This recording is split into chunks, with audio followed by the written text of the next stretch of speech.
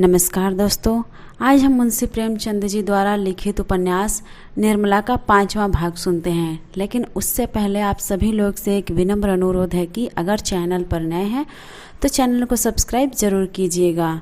तो चलिए शुरू करते हैं उपन्यास निर्मला का 5वां भाग। तोताराम बोले, सुनता तो हूँ कि तुम हमेशा खुचर निकालती रहती हो, बात बात पर ताने देती हो। कुछ सिखाना ही है तो मीठे शब्द में सिखाओ, क्यों हमेशा उसको ताने देती रहती हो। रुक्मिणी बोली, तो तुम्हारी यही मर्जी है कि किसी बात में न बोलो, यही सही। लेकिन फिर न कहना कि तुम तो घर में बैठी हो, क्यों सलाह नहीं दी। जब मेरी बातें जहर लगती हैं तो मुझे क्या कुत्ते ने काटा है जो बोलूं। मसल है नाटो खेती बहुरियों घर, मैं भी देखूं बहुरिया कैसे घर चलाती है। इतने में सियाराम और जियाराम स्कूल से आ गए। आते ही आते दोनों बुआ जी के पास जाकर खाने की मांगने लगे। रुक्मिणी ने कहा, जाकर अपनी नैयम्मा से क्यों नहीं मांगते, मुझे बोलने का हुक्म नहीं है। तोताराम बोले, अगर तुम लोगों ने उस घर में कदम रखे तो टांग तोड़ दूंगा, बदमाशी पर कमर बांधी है। जियाराम जरा सुख था, बोला, उनको तो आप कुछ नहीं कहते, हम ही को धमकाते हैं, कभी पैसे नहीं देती। सियाराम ने इस कथन का अनुमोदन किया। कहती हैं, मुझे दिख करोगे तो कान काट लूंगी। निर्मला अपने कमरे से बोली, मैंने कब कहा था कि कान काट दूंगी, अभी से झूठ बोलने लगे। इतना सुनना था कि तोताराम ने सिया के दोनों कान पकड़कर उठा लिया। लड़का जोर से चीख मार कर रोने लगा। रुक्मिणी ने दौड़कर बच्चे को मुंशी जी के हाथ से छुड़ा लिया और बोली, बस रहने भी दो, क्या बच्चे को मार डालोगे। हाय हाय, कान लाल हो गया। सच कहा है, नई बीवी पाकर आदमी अंधा हो जाता है। अभी से यह हाल है तो इस घर के भगवान ही मालिक हैं। निर्मला अपनी विजय पर मन ही मन प्रसन्न हो रही थी, लेकिन जब मुंशी जी ने बच्चे का कान पकड़कर उठा लिया तो उससे रहा न गया, छुड़ाने को दौड़ी। जब अपने लड़के होंगे तब आंखें खुलेंगी, पराई पीर क्या जाने। निर्मला बोली, खड़े तो हैं, पूछ न लो मैंने क्या आग लगा दी। मैंने इतना ही कहा था कि लड़के मुझे पैसों के लिए बार बार दिक करते हैं, इसके सिवाय जो मेरे मुंह से कुछ निकला हो तो मेरी आंखें फूट जाए। तोताराम बोले, मैं खुद इन लौंडों की शरारत देखा करता हूँ, अंधा थोड़े ही हूँ, तीनों जिद्दी और शरीर हो गए हैं। बड़े मियाँ को तो आज ही हॉस्टल में भेज देता हूँ। रुक्मिणी बोली, अब तक तुम्हें इनकी कोई शरारत न सूझी थी, अब आंखें क्यों इतनी तेज हो गई। तोताराम बोले, तुम्हें ने इतना शौक कर रखा है। फिर रुक्मिणी बोली, तो मैं ही विष की गांठ हूँ, मेरे ही कारण तुम्हारा घर चौपट हो रहा है। लो मैं जाती हूँ, मारो चाहे काटो, मैं न बोलूँगी। यह कहकर वह वहाँ से चली गई। निर्मला बच्चे को रोता देखकर बिहल हो उठी। उसने उसे छाती से लगा लिया और गोद में लिए हुए अपने कमरे में लाकर उसे चुमकारने लगी। लेकिन बालक और भी सिसक सिसक कर रोने लगा। उसका अबोध हृदय इस प्यार में वह मात्र स्नेह न पाता था जिससे दैव ने उसे वंचित कर दिया था। यह वात्सल्य न था, केवल दया थी। यह वस्तु थी जिस पर उसका कोई अधिकार न था, जो केवल भिक्षा के रूप में उसे दी जा रही थी। पिता ने पहले भी 1-2 बार मारा था जब उसकी माँ जीवित थी, लेकिन तब उसकी माँ उसे छाती से लगाकर रोती न थी। वह अप्रसन्न होकर उससे बोलना छोड़ देती थी। शरारत के लिए सजा पाना तो उसकी समझ में आता था, लेकिन मार खाने पर चुमकारा जाना उसकी समझ में न आता था। मात्र प्रेम में कठोरता होती है, लेकिन मृदुलता से मिली हुई। इस प्रेम में करुणा थी, पर वह कठोरता न थी जो आत्मीयता का गुप्त संदेश है। स्वस्थ अंग की परवाह कौन करता है, लेकिन वह अंग जब किसी वेदना से टपकने लगता है तो उसे ठेस और धक्के से बचाने का यत्न किया जाता है। बालक का करुण रोदन निर्मला को उसके अनाथ होने की सूचना दे रहा था। वह बड़ी देर तक निर्मला की गोद में बैठा रोता रहा और रोते रोते सो गया।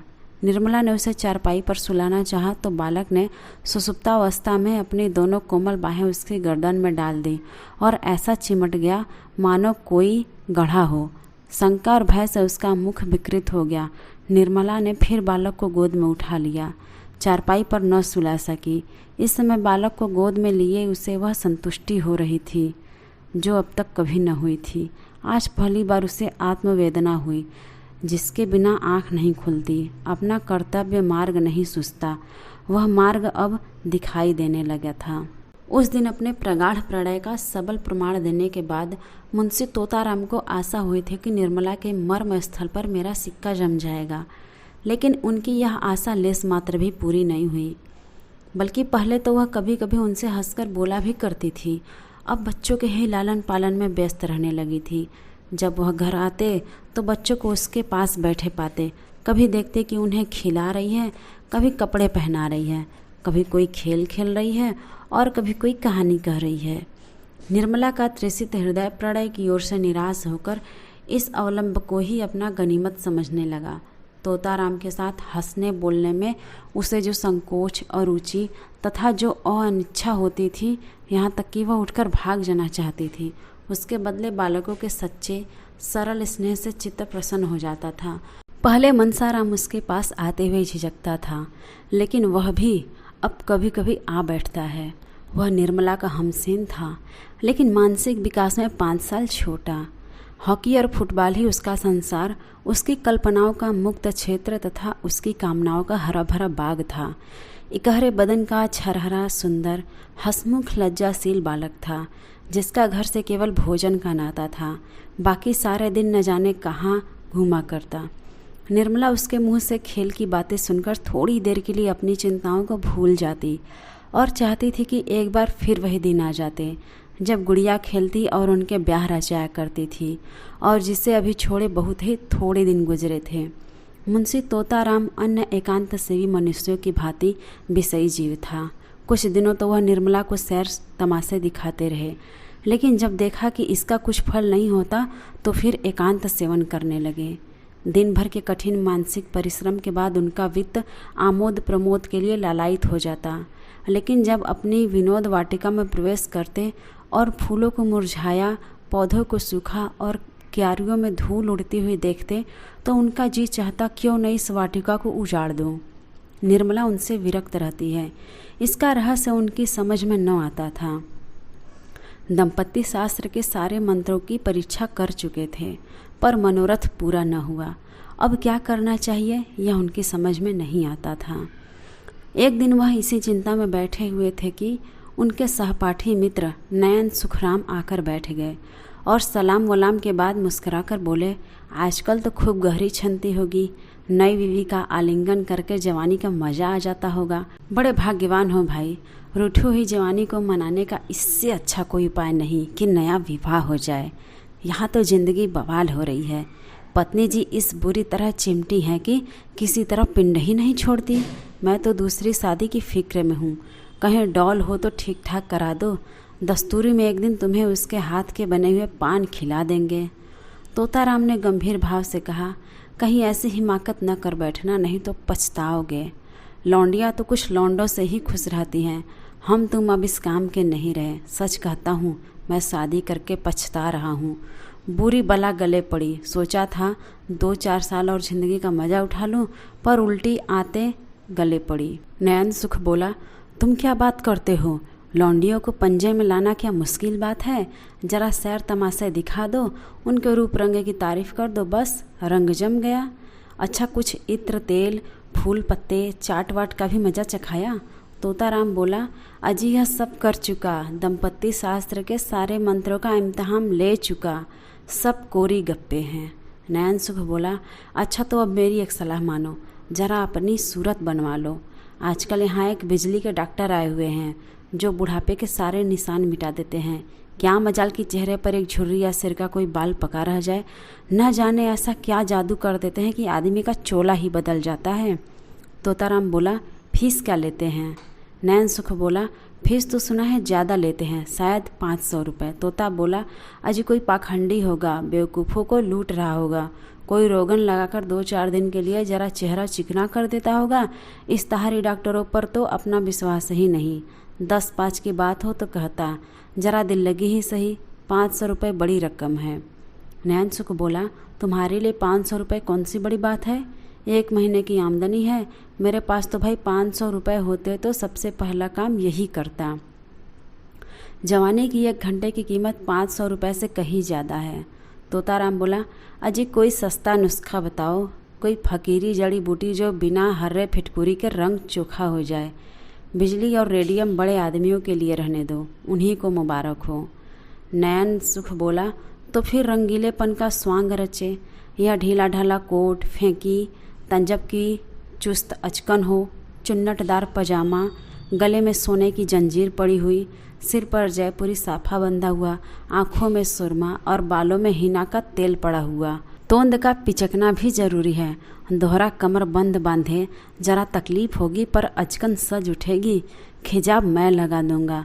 150 गजलें याद कर लो, मौके मौके से शेर पढ़ो, बातों में रस भरा हो, ऐसा मालूम हो कि तुम्हें दीन दुनिया की कोई फिक्र नहीं है। बस जो कुछ है प्रियतमा ही है। जवां मर्दी और साहस का काम करने का मौका ढूंढते रहो। रात को झूठ मूठ शोर करो, चोर चोर, और तलवार लेकर अकेले पिल पड़ो। हाँ, जरा मौका देख लेना, ऐसा न हो कि पीछे सचमुच कोई चोर आ जाए और तुम उसके पीछे दौड़ो, नहीं तो सारी कलई खुल जाएगी और मुफ्त में उल्लू बनोगे। उस वक्त तो जवां मर्दी इसी में है कि दम साधे पड़े रहो, जिससे वह समझे कि तुम्हें खबर ही नहीं हुई। लेकिन ज्यों ही चोर भाग खड़ा हो, तुम भी उछलकर बाहर निकलो और तलवार लेकर कहाँ कहाँ करके दौड़ो। ज़्यादा नहीं, 1 महीने मेरी बातों का इम्तहान करके देखो। अगर तुम्हारा दम न भरने लगे तो जुर्माना कहो वह दूँ। तोताराम ने उस वक्त तो यह बात हंसी में उड़ा दी, जैसा कि एक व्यवहार कुशल मनुष्य को करना चाहिए था। लेकिन इनमें की कुछ बातें उसके मन में बैठ गई। उनका असर पड़ने में कोई संदेह न था। धीरे धीरे रंग बदलने लगे, जिससे लोग खटक न जाएं। पहले बालों से शुरू किया, फिर सुरमे की बारी आई, यहाँ तक कि 1-2 महीने में उनका कलेवर ही बदल गया। गज़लें याद करने का प्रस्ताव तो हास्यास्पद था, लेकिन वीरता के डिंग मारने में कोई हानि न थी। उस दिन से वह रोज़ अपनी जवां मर्दी का कोई न कोई प्रसंग अवश्य छेड़ देते। निर्मला को संदेह होने लगा, कहीं इन्हें उन्माद का रोग तो नहीं हो रहा है। जो आदमी मूंग की दाल और मोटे आटे के फुलके खाकर भी नमक सुलेमानी का मोहताज हो, उसके छैलपन पर उन्माद का संदेह हो तो आश्चर्य है क्या। निर्मला पर इस पागलपन का और तो क्या रंग जमता। हाँ, उससे उन पर दया आने लगी। क्रोध और घृणा का भाव जाता रहा। क्रोध और घृणा उस पर होती है जो अपने होश में हो। पागल आदमी तो दया का ही पात्र है। वह बात बात में उनकी चुटकियाँ लेती, उनका मजाक उड़ाती, जैसे लोग पागलों के साथ किया करते हैं। हाँ, इसका ध्यान रखती थी कि वह समझ न जाए। वह सोचती, बेचारा अपने पाप का प्रायश्चित कर रहा है। यह सारा स्वांग केवल इसीलिए तो है कि मैं अपना दुख भूल जाऊं। आखिर अब भाग्य तो बदल सकता नहीं, इस बेचारे को क्यों जलाऊं। एक दिन रात को 9 बजे तोताराम बांके बने हुए सैर करके लौटे और निर्मला से बोले, आज 3 चोरों से सामना हो गया। मैं जरा शिवपुर की तरफ चला गया था, अंधेरा था ही। ज्यों ही रेल की सड़क के पास पहुंचा तो 3 आदमी तलवार लिए हुए न जाने किधर से निकल पड़े। यकीन मानो, तीनों काले देव थे। मैं बिल्कुल अकेला, हाथ में सिर्फ यही छड़ी थी। उधर तीनों तलवार बांधे हुए। मेरे तो होश ही उड़ गए। उलझ गया कि जिंदगी का यहीं तक साथ था। मगर मैं सोचा, मरता हूँ तो वीरों की मौत क्यों न मरूं। इतने में एक आदमी ने ललकार कर कहा, रख दे पास जो कुछ भी हो और चुपके से चला जा। मैं छड़ी संभाल कर खड़ा हो गया और बोला, मेरे पास सिर्फ यही छड़ी है और इसका मूल्य 1 आदमी का सिर है। मेरे मुंह से इतना निकलना था कि तीनों तलवार खींचकर मुझ पर झपट पड़े और मैं उनके वारों को छड़ी पर रोकने लगा। तीनों झल्ला झल्ला कर वार करते थे। खटाके की आवाज़ होती थी और मैं बिजली की तरह झपट कर उनके वारों को काट देता था। कोई 10 मिनट तक तीनों ने खूब तलवार का जौहर दिखाया, पर मुझ पर रेफ तक न आई। मजबूरी यही थी कि मेरे हाथ में तलवार न थी। यदि कहीं तलवार होती तो एक को भी जीता न छोड़ता। खैर, कहाँ तक बयान करूं। उस वक्त मेरे हाथों की सफाई देखने काबिल थी। मुझे खुद आश्चर्य हो रहा था कि यह चपलता मुझ में कहाँ से आ गई। जब तीनों ने देखा कि यहाँ दाल नहीं गलेगी तो तलवार म्यान में रख ली और पीठ ठोककर बोले, जवान तुमसा और वीर आज तक नहीं देखा। हम तीनों 100 पर भारी हैं। गांव के गांव डोलकर बजाकर लूटते हैं, पर आज तुमने हमें नीचा दिखा दिया। हम तुम्हारा लोहा मान गए। कहकर तीनों फिर नज़रों से गायब हो गए। निर्मला ने गंभीर भाव से मुस्कुरा कर कहा, इस छड़ी पर तलवार के बहुत से निशान बने होंगे। मुंशी जी शंका के लिए तैयार न थे, पर कोई जवाब देना आवश्यक था। बोले, मैं वारों को बराबर खाली कर देता था। 2-4 चोटें छड़ी पर पड़ी थी, पर वो उचटती हुई, जिनसे कोई निशान नहीं पड़ सकता था। अभी उनके मुंह से पूरी बात भी न निकली थी कि सहसा रुक्मिणी देवी बदहवास दौड़ती हुई आई और हाँफते बोली, तोता तोता तोता है कि नहीं? मेरे कमरे में एक सांप निकल आया है, मेरी चारपाई के नीचे बैठा हुआ है। मैं उठकर भागी। मुआ कोई 2 गज का होगा, फन निकाले फुफकार रहा है। जरा चलो तो देखो, डंडा लेते चलना। तोताराम के चेहरे का रंग उड़ गया, मुंह पर हवाइयाँ छूटने लगी, मगर मन के भावों को छिपा कर बोले, सांप यहाँ कहाँ? तुम्हें धोखा हुआ होगा, कोई रस्सी होगी। रुक्मणी बोली, अरे मैंने अपनी आंखों से देखा है, जरा चलकर देख न लो। हे मर्द होकर डरते हो? मुंशी जी घर से निकले, लेकिन बरामदे में फिर ठिठक गए। उनके पाँव ही न उठते थे, कलेजा धड़ धड़ कर रहा था। सांप बड़ा क्रोधी जानवर है, कहीं काट ले तो मुफ्त में प्राण से हाथ धोना पड़े। बोले, डरता नहीं, सांप ही तो है, शेर तो नहीं। मगर सांप पर लाठी नहीं असर करती, जाकर किसी को भेजूं, किसी के घर से भाला लाए। यह कहकर मुंशी जी लपके हुए बाहर चले गए। मनसाराम खाना खा रहा था, मुंशी जी तो बाहर गए। उधर वह खाना खाकर अपनी हॉकी का डंडा हाथ में ले कमरे में घुस ही तो पड़ा और तुरंत चारपाई खींच ली। सांप मस्त था, भागने के बदले फन निकालकर खड़ा हो गया। मनसाराम ने चटपट चारपाई की चादर उठाकर सांप के ऊपर फेंक दी और ताबड़तोड़ 3-4 डंडे कसकर जमाए। सांप चादर के अंदर तड़प कर रह गया। तब उसे डंडे पर उठाए बाहर चला। मुंशी जी कई आदमियों को साथ लिए चले आ रहे थे। मनसाराम को सांप लटकाए आते देखा तो सहसा उनके मुंह से चीख निकल पड़ी, मगर फिर संभल कर बोले, मैं तो आ ही रहा था, तुमने क्यों जल्दी की? दे दो, कोई फेंका है। यह कहकर बहादुरी के साथ रुक्मिणी के कमरे के द्वार पर आकर खड़े हो गए और कमरे को खूब देखभाल कर मूँछों पर ताव देते हुए निर्मला के पास जाकर बोले, मैं जब तक आऊँ। मनसाराम ने यह मार डाला। बेसमझ लड़का डंडा लेकर दौड़ पड़ा। मैंने ऐसे ऐसे कितने सांप मारे हैं, सांप को खिला खिला कर मारता हूँ, कितने को मुट्ठी में पकड़कर मसल दिया है। रुक्मिणी ने कहा, जाओ भी देख ले तुम्हारी मर्दानगी। मुंशी जी झेंप कर बोले, अच्छा जाओ, मैं डरपोक ही सही, तुमसे कुछ इनाम तो नहीं मांग रहा हूँ, जाकर महाराज से कहो खाना निकाले। मुंशी जी तो भोजन करने गए और निर्मला द्वार की चौखट पर खड़ी होकर सोच रही थी, भगवान, क्या इन्हें सचमुच कोई भीषण रोग हो रहा है? क्या मेरी दशा को और भी दारुण बनाना चाहते हो? मैं इनकी सेवा कर सकती हूँ, अपना जीवन इनके चरणों में अर्पित कर सकती हूँ, लेकिन वह नहीं कर सकती जो मेरे किए नहीं हो सकता। समझ गई। यह बात पहले ही नहीं समझी थी, नहीं तो इनको क्यों इतनी तपस्या करनी पड़ती, क्यों इतने स्वांग भरने पड़ते। उस दिन से निर्मला का रंग ढंग बदलने लगा। उसने अपने को कर्तव्य पर मिटा देने का निश्चय कर लिया। अब तक नैराश्य के संताप में उसने कर्तव्य पर भान ही नहीं दिया था। उसके हृदय में विप्लव की ज्वाला सी दहकती रहती थी, जिसकी असह्य वेदना ने उसे संज्ञाहीन सा कर रखा था। अब उस वेदना का वेग शांत होने लगा।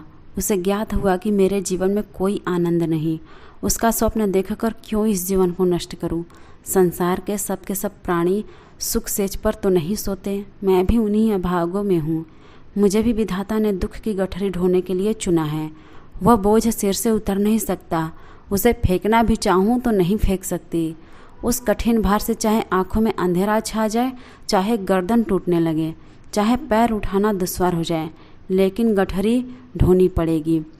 उम्र भर का कैदी कहाँ तक रोएगा? रोए भी तो कौन देखता है? किसे उस पर दया आती है? रोने से काम में हर्ज होने के कारण उसे और यातनाएं ही तो सहनी पड़ती है। दूसरे दिन वकील साहब कचहरी से आए तो देखा निर्मला की सहास्य मूर्ति अपने कमरे के द्वार पर खड़ी है। यह अनिद्य छवि देखकर उनकी आंखें तृप्त हो गईं। आज बहुत दिनों के बाद उन्हें यह कमल खिला दिखाई दिया। कमरे में एक बड़ा सा आईना दीवार से लटका हुआ था। आज उसका पर्दा उठा हुआ था। वकील साहब ने कदम रखा तो शीशे पर निगाह पड़ी। अपनी सूरत साथ साथ दिखाई दी। उनके हृदय में चोट सी लग गई। दिन भर के परिश्रम से मुख की कांति मलिन हो गई थी। भांति भांति के पौष्टिक पदार्थ खाने पर भी गालों की झुर्रियाँ साफ दिखाई दे रही थी। तोंद कसी होने पर भी किसी मुहजोर घोड़े की भांति बाहर निकल गई थी। दोनों सूरतों में कितना अंतर था। एक रत्न जटित विशाल भवन था, दूसरा टूटा फूटा खंडहर। वह उस आईने की ओर और न देख सके। अपनी वह हीनावस्था उनके लिए असह्य थी। वह आईने के सामने से हट गए। उन्हें अपनी सूरत से ही घृणा होने लगी। फिर इस रूपवती कामिनी का उनसे घृणा करना कोई आश्चर्य की बात न थी। निर्मला की ओर ताकने का भी साहस न हुआ। उसकी यह अनुपम छवि उनके हृदय का सूल बन गई। निर्मला ने कहा, आज इतनी देर कहाँ लगाई? दिन भर राह देखते देखते आँख फूट जाती है। तो दोस्तों, आज ये निर्मला उपन्यास का 5वां भाग आपको कैसा लगा कमेंट्स करके ज़रूर बताइएगा। और अगर चैनल पर नए हैं तो चैनल को सब्सक्राइब ज़रूर कीजिएगा और अपने दोस्तों को भी शेयर कीजिएगा।